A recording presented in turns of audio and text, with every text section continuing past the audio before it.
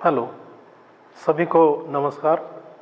New Catholic mission school Jhabua से कक्षा 11वीं के विद्यार्थियों के लिए हिंदी कक्षा में मैं उनका स्वागत करता हूं। सबसे पहले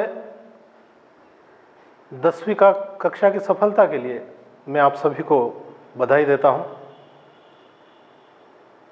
हाई स्कूल की सफलता के बाद हायर सेकेंडरी में आपने प्रवेश किया है। निश्चित रूप से आपकी जिम्मेदारियां ज़्यादा बढ़ेगी, इसलिए ज़्यादा गंभीर होने की आवश्यकता भी है, क्योंकि हमारा कोर्स भी थोड़ा बढ़ जाता है। इसलिए जो छुटपन में हम कुछ मस्ती मजाक करते हैं, शायद थोड़ा कम करके गंभीरता आना बहुत ज़रूरी है। पाठ या सिलेबस, हम जो पाठ्यक्रम करने जा रहे हैं उसमें सबसे पहले कहानी पढ़ेंगे हम। मुंशी प्रेमचंद की कहानी नमक का दारोगा हमारी पाठ्यपुस्तक आरोह का प्रथम गद्य भाग से ये पाठ लिया गया है। कहानी पढ़ने से पूर्व कहानी के तत्वों के बारे में संक्षिप्त जानकारी, क्योंकि एक प्रसिद्ध कहानी के लिए कहानी के 6 तत्वों का समावेश होना ज़रूरी होता है। सबसे पहला कथानक या कथा वस्तु, या हम कह सकते हैं कहानी का केंद्रीय भाव, संक्षिप्त में उसका सार। दूसरा पात्र और चरित्र चित्रण। किसी भी कहानी में मुख्य पात्र के द्वारा उनके गुणों के बारे में बताया जाता है, उसके चारित्रिक गुणों के बारे में, इसीलिए पात्र और चरित्र चित्रण महत्वपूर्ण है। तीसरा आता है कथोपकथन या संवाद। कथोपकथन या संवाद के माध्यम से कहानी को गतिशीलता मिलती है, पाठक उसे पढ़ने की उसमें जिज्ञासा आती है। चौथा पॉइंट आता है देशकाल या वातावरण। देशकाल या वातावरण कि वो किस समय की कहानी है, किस प्रकार की कहानी है। अलग अलग कहानियाँ होती है, अलग अलग सामाजिक हो सकती है, राजनीतिक या अन्य। फिर आता है भाषा शैली। वास्तव में भाषा किस प्रकार की होनी चाहिए, जहाँ पर जिस क्षेत्र के पाठक पढ़ रहे हैं भाषा भी वैसी। बोलचाल की भाषा जो वास्तव में सही रूप से समझ सके, उसका अधिक प्रयोग करने से पूरी कहानी समझने में सुविधा रहती है। साथ ही वाक्यों का भी ध्यान दिया जाना चाहिए कि उसमें बहुत बड़े वाक्य ना हो। और अंतिम है उद्देश्य। कहानी, कोई भी कहानी है, उसका एक निश्चित उद्देश्य होता है। इन्हीं 6 तत्वों का समावेश कहानी की सफलता का मूल आधार होता है। प्रस्तुत कहानी नमक का दारोगा, जिसके रचनाकार मुंशी प्रेमचंद, उसे प्रेमचंद जी, इनका जीवन काल 1880 से 1936 तक रहा है। हिंदी साहित्य में कहानी और उपन्यास के लिए इनका अमूल्य योगदान है। इनके बराबर शायद अन्य कोई लेखक नहीं हुए हैं। इसी कारण इन्हें कथा सम्राट और उपन्यास सम्राट भी कहते हैं। तो हम कथा सम्राट और उपन्यास सम्राट से ही हम ये बात समझ सकते हैं कि इनका साहित्य में कितना बड़ा योगदान है, विशेषकर कहानी और उपन्यास के लिए। इनका मूल नाम वैसे धनपत राय था, इन्होंने शुरू में नवाब राय के नाम से भी कहानियाँ लिखी है, लेकिन मूल नाम इनका धनपत राय है। राष्ट्रीय आंदोलनों में भी इनका सहयोग रहा है और सरकारी नौकरी से त्यागपत्र भी उन्होंने राष्ट्रीय आंदोलन में सक्रिय भाग लेने के लिए ही किया, तो ये बहुत बड़ी बात होती है। इनके उपन्यास, कहानी संग्रह के साथ साथ नाटक, निबंध भी लिखे हैं। सेवा सदन, गबन, गोदान, कर्मभूमि, रंगभूमि जैसे श्रेष्ठ उपन्यास इनकी रचना। साथ ही कहानियाँ अनेक कहानियाँ हैं जिन्हें मानसरोवर के 8 भागों में लिखे गया है। करबला और संग्राम इनका नाटक है। निबंध भी कुछ विचार, विविध प्रसंग आदि लिखे हैं। नमक का दारोगा पाठ कहानी का थोड़ा सा पहले हम समझें, उसके बारे में सार समझें कि ये एक आशावादी कहानी है जहां सत्य की विजय के बारे में बताया गया है। धन पर धर्म की विजय के बारे में बताया है और निश्चित है सत्य और धर्म की जहां बात करें तो ईमानदारी, सत्यनिष्ठा, दृढ़ निश्चयता, विनयशीलता, विनम्रता आदि गुणों का समावेश अगर न हो तो सत्य या धर्म की विजय नहीं हो सकती है। यहाँ इनका कहानी का मुख्य पात्र मुंशी वंशीधर है। साथ ही पंडित अलोपीदीन भी एक मुख्य भूमिका निभाते हैं। मुंशी वंशीधर सत्यनिष्ठा के प्रतिमूर्ति है, तो पंडित अलोपीदीन के 2 पक्ष बताए हैं। कहानी के प्रारंभ में हम देखेंगे, सुनेंगे कि पंडित अलोपीदीन एक भ्रष्ट या बुरा पक्ष दर्शाता है, तो कहानी के अंत में मुंशी वंशीधर के प्रभाव से उसे सत्यनिष्ठा का एहसास होता है और अंत में वह उन्हें अपने यहाँ पर मैनेजर की नौकरी के लिए भी प्रस्ताव देते हैं। तो इस प्रकार हम कहानी के अंत में देखते हैं कि सत्य की विजय होती है।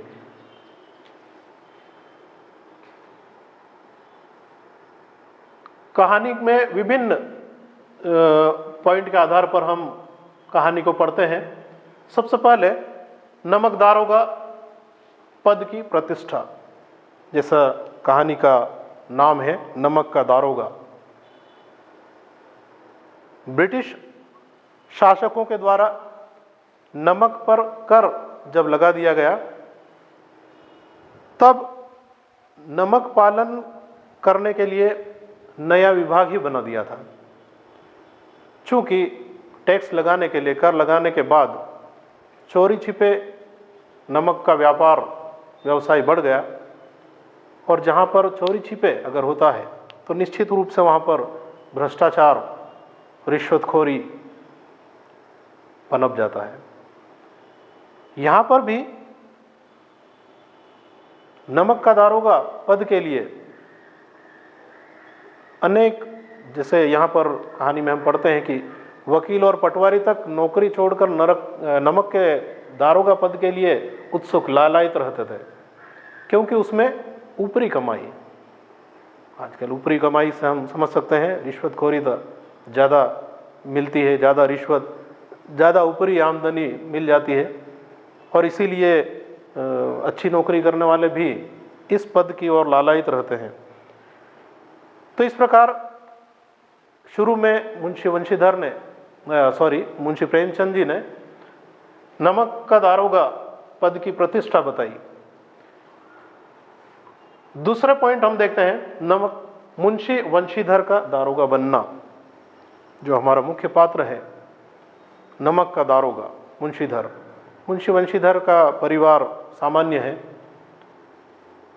वैसे हर पिता अपने बेटे को, अपने पुत्र पुत्रियों को सत्यनिष्ठा ईमानदारी की बात बताते हैं, उनसे आशा करते हैं कि हमारा पुत्र पुत्री सत्यनिष्ठा की राह पर चले।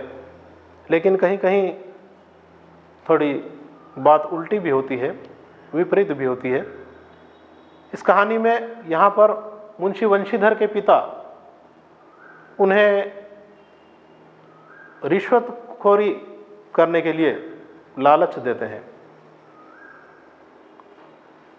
उन्हें शुरू में बताते हैं अपनी पारिवारिक स्थिति के बारे में। वो कहते हैं कि बेटा, घर की दुर्दशा तुमने देखी ही है, लड़कियां घास फूस की तरह बढ़ती चली जाती है।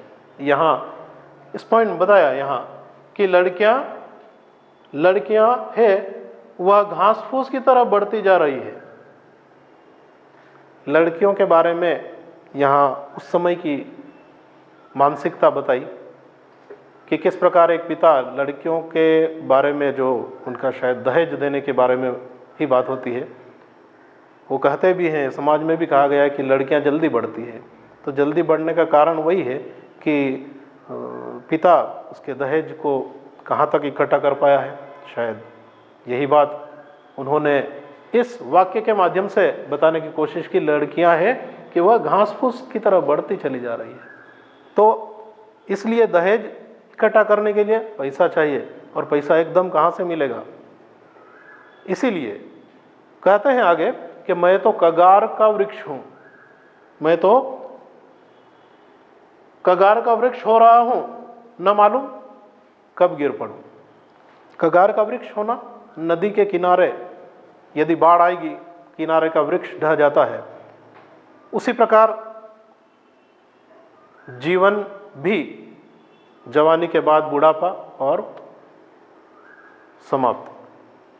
तो शायद मुंशी प्रेमचंद इस वाक्य के द्वारा, कगार का वृक्ष यानी वृद्ध, समय हो चुका है, मैं कब गिर पड़ूं, कब मर जाऊं, कोई भरोसा नहीं है, इसलिए सारी जिम्मेदारी अब तुम्हारी है।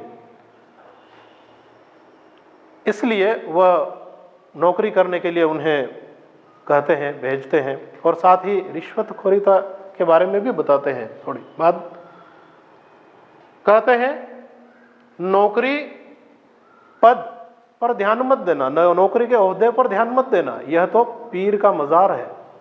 निगाहें चढ़ावे और चादर की ओर होनी चाहिए, ऊपरी कमाई की ओर, चादर और चढ़ावे की ओर, पद की ओर नहीं। यानी कि वेतन पर निर्भर नहीं रहना है। आगे कहा भी गया है कि वेतन तो पूर्णिमा का चांद है, जो घटते घटते घट जाएगा, खत्म हो जाएगा। लेकिन ऊपरी आय क्या है?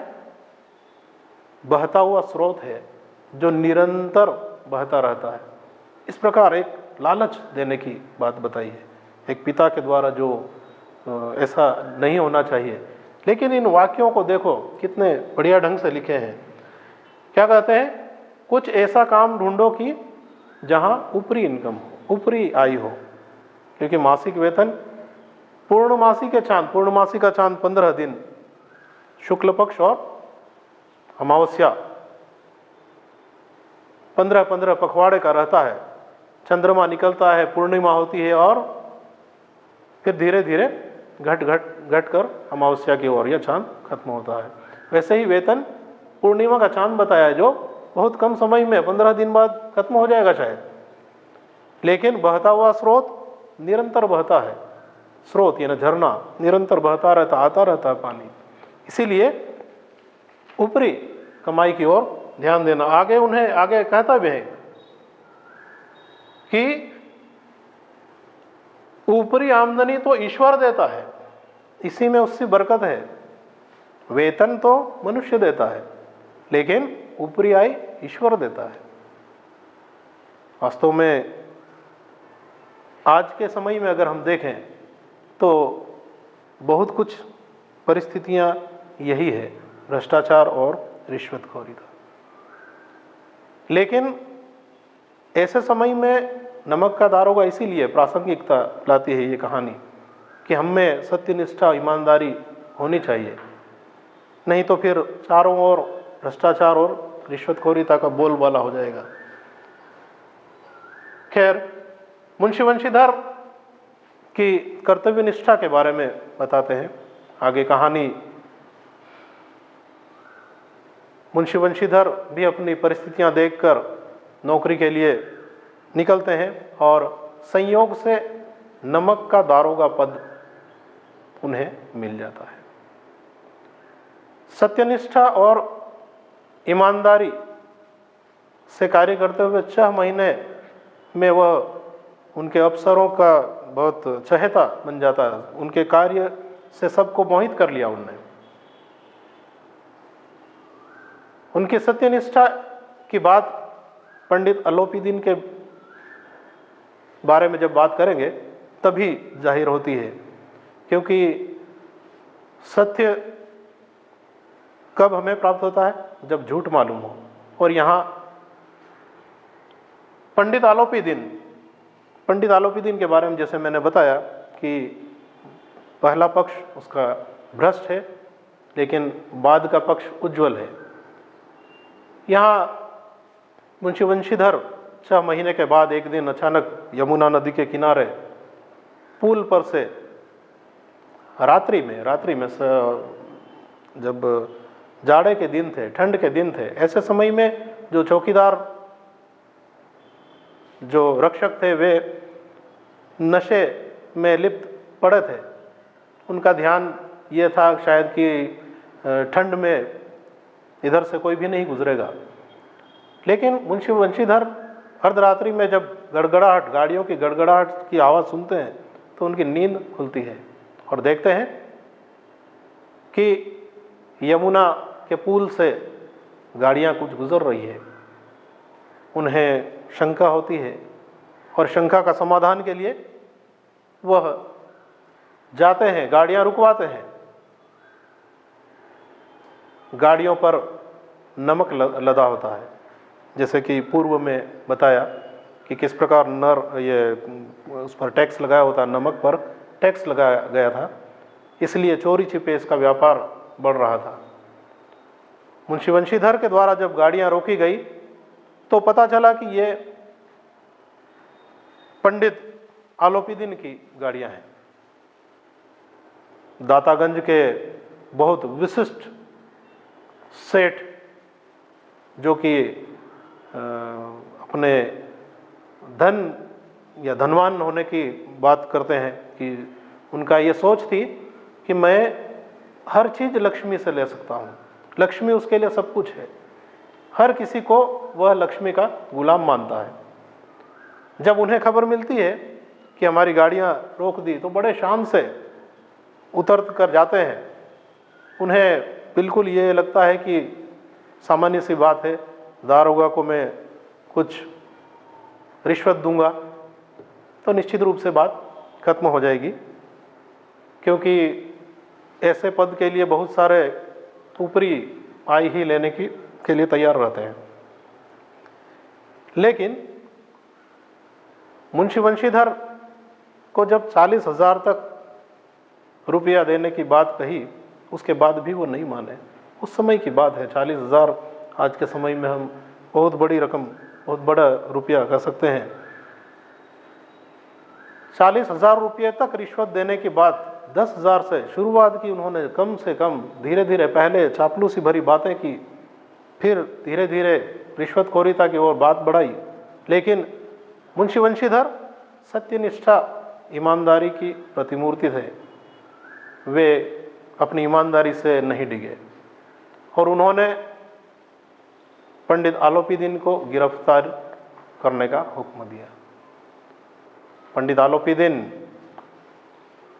जो धर्म के धन को ही प्राथमिकता देते थे। वो केवल धन को सब कुछ मानते थे। उनका मानना था कि सभी लक्ष्मी के गुलाम हैं।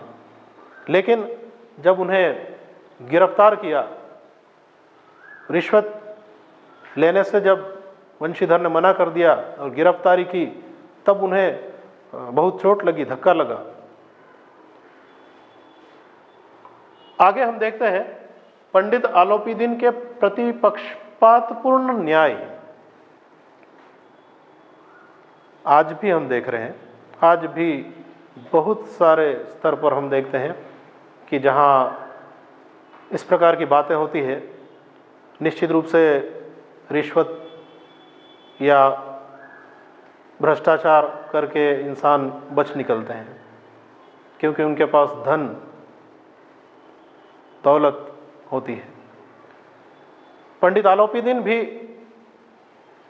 बहुत धनवान व्यक्ति हैं, इसीलिए बहुत कम समय में वकीलों की फौज उसके साथ खड़ी हो जाती है। लोगों में भी भीड़ भी बड़ी विचित्र होती है। भीड़ के बारे में भी मुंशी प्रेमचंद ने बताया है कि किस प्रकार भीड़ का रवैया रहता है। पहले तो जैसे ही गिरफ्तारी की सब उसे बुरा भला कहते थे, जो बुराई करते थे, जो रिश्वत लेते थे, वो भी उनकी बुराई कर रहे हैं। ऐसे समय में सभी मज़ा लेते हैं, तमाशबीन बन जाते हैं। और यहाँ पर हम देखें कि पंडित जी को जब गिरफ्तार किया, उनको अदालत में पेश किया गया, जैसे मैं पहले बताया कि वकीलों की फौज खड़ी हो गई। धन और धर्म में युद्ध ठन गया। वंशीधर के पास उसके सत्य के सिवा कुछ नहीं था। उसे विश्वास था कि सत्य के आधार पर गवाह भी सही पक्ष या सही गवाही देंगे, लेकिन ऐसा नहीं हुआ। धन के दबाव में गवाह भी पलट गए, बदल गए, और इस प्रकार उस समय ऐसा लगा जैसे धर्म पर धन की विजय हो गई। डिप्टी मजिस्ट्रेट ने भी फैसला सुना दिया कि पंडित आलोपीदीन पर कोई ये जो आरोप है वो सब गलत है, क्योंकि अदालत भी सबूत और गवाहों को मानती है। कानून अंधा होता है, कहते हैं, वह केवल गवाह और सबूतों के आधार पर ही निर्णय देता है। यहाँ पर ईमानदारी, सत्यनिष्ठा, ये सब भाव धरे के धरे रह जाते हैं। यहाँ पर भी ऐसा ही हुआ। मुंशी वंशीधर को चेतावनी तक दी गई कि अगर फिर ऐसा हुआ तो तुम्हें नौकरी से निकाल दिया जाएगा। और आगे हम देखते हैं कि वही हुआ भी। मुंशी वंशीधर को व्यंग्य का सामना करना पड़ा। जब वो हार कर निकलते हैं, भीड़ का बदलाव भी पुनः सभी व्यंग्य बाण से उसे आघात करते हैं। साथ ही समाज तो समाज, घर भी, उसके पिता उस पर कुढ़ते हैं, उस पर क्रोधित होते हैं। उसकी माँ और पत्नी भी उनसे नाराज हैं। उनके अंदर भी यही था कि काश रिश्वत ले लेते और पैसा बढ़ता, लेकिन सत्यनिष्ठ होने के कारण वह अपनी बात पर अड़े रहे, और उसका फल उन्हें यह मिला कि उन्हें नौकरी से निकाल दिया गया। नौकरी के निकाल जाने के बाद वंशीधर जब घर जाते हैं तो उन्हें वही नाराजगी, आक्रोश का सामना करना पड़ता है। लेकिन पंडित आलोपीदीन पर मुंशी वंशीधर का बहुत गहरा प्रभाव पड़ा। वो उसी समय ठान लेते हैं कि मैं मुंशी वंशीधर के पास जाऊंगा, और वे गए। जब वहां पर पहुंचे तो उसके पिता से चापलूसी भरे शब्दों में अपनी बदकिस्मती और बेटे की मूर्खता की बात करते हैं लेकिन पंडित अलोपीदीन का जो रहा, जो प्रभाव पड़ा था पंडित अलोपीदीन का, वो उससे प्रभावित होकर उसके पिता से कहते हैं कि ये तो कुल तिलक है, आप इससे बुरा कह रहे हैं, लेकिन ये कुल तिलक है। निश्चित रूप से ऐसे ईमानदार और सत्यनिष्ठ व्यक्ति ही आगे बढ़ते हैं। और इसी के तहत पंडित अलोपीदीन मुंशी वंशीधर को प्रस्ताव रखते हैं कि मैं मेरी समस्त संपत्ति का स्थायी मैनेजर तुम्हें नियुक्त करना चाहता हूँ। लेकिन मुंशी वंशीधर जो कि कृतज्ञ है, विनम्र भी है, अलोपीदीन पंडित जी को वे अपनी विनम्रता से कहते हैं कि मैं इतना पढ़ा लिखा नहीं हूँ, न ही मुझ में इतना अनुभव है कि मैं आपकी संपत्ति की पूर्ण रूप से रक्षा कर सकूँ या मैं ऐसा मैनेजर बन सकूँ। लेकिन फिर भी पंडित अलोपीदीन उन्हें कहते हैं कि मुझे कोई विद्वान अनुभवी व्यक्ति नहीं चाहिए, मुझे तो वही यमुना नदी के तट पर रहने मिला था जो दारोगा, वो उद्दंड दारोगा ही चाहिए जो अपने सत्यनिष्ठ पर अड़ा रहा। मुझे ऐसे ही व्यक्ति की आवश्यकता है। तब मुंशी वंशीधर भी पिघल जाते हैं उनकी बात से और स्थायी मैनेजर की नियुक्ति पर अपने हस्ताक्षर कर देते हैं। इस प्रकार हम देखते हैं कि कहानी में पुनः सत्य की विजय हुई, धन पर धर्म की विजय होती है। इस कहानी का उद्देश्य मुंशी प्रेमचंद जी का यही है कि हम में ईमानदारी, दृढ़ संकल्पता, सत्यनिष्ठा आदि भाव हम में भी जागृत हो सके। तो आप भी इस बात को समझें, इस कहानी के मूल को समझें कि दुनिया में भ्रष्टता और रिश्वतखोरी तभी मिटेगी जब हम में ईमानदारी, सत्यनिष्ठा आदि अच्छे गुणों का समावेश होगा। धन्यवाद।